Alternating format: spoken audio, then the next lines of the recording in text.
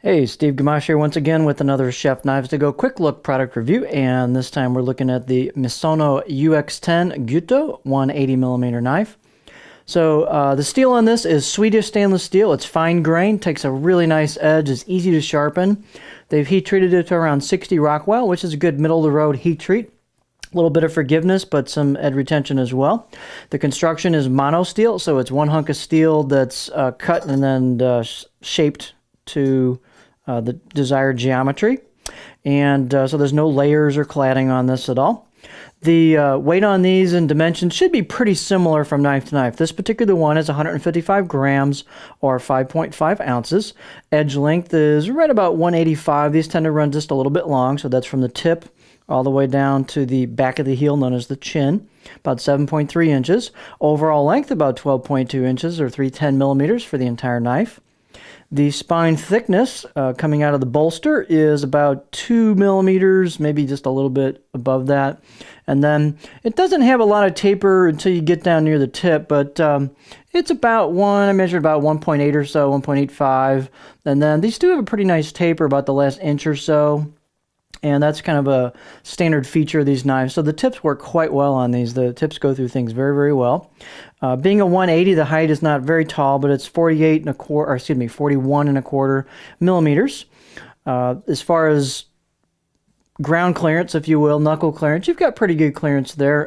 The bolster is not that wide, so you've got definitely some clearance there, not too bad at all. The handle is basic black Packawood, which is a stabilized wood product. And I'd say size-wise, it's pretty much just an average size handle for this style of knife. These tend to be a little bit more, I'm not going to say blocky necessarily, but they're not super rounded on the slabs here. So a little bit more of a kind of a more distinct corner there. It's not really sharp, but you can definitely feel it. But it also indexes very nicely in your hand and grips very nicely. These have a really cool look to them, kind of an aggressive look with that angled bolster and handle combination, and then the forward swept choil back of the blade on here. So it's a really nice look. Let's take a nice beauty shot of this thing here. So the finish on these is quite good, except which is pretty normal for a lot of these knives.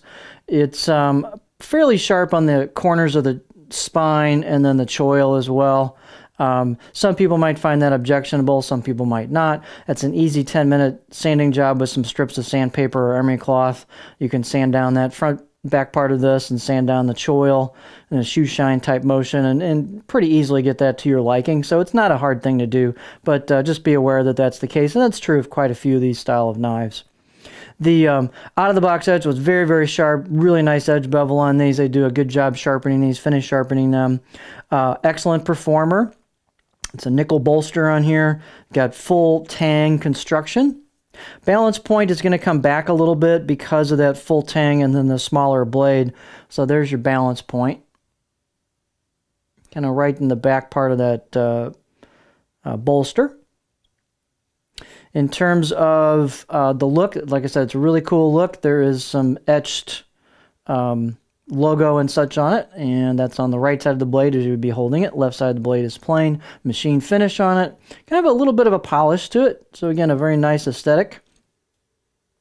Let's look at it on the cutting board.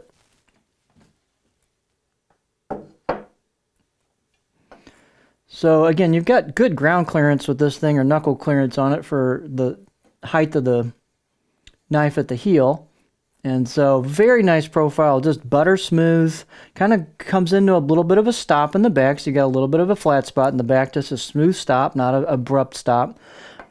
Fairly low tip, kind of a French style profile. And so I'll get in that area before I start digging in the tip. So this is definitely not a big rocker, but you can easily rock over kind of short to medium-ish stuff, carrots and anything kind of smaller than that diameter-wise or height-wise.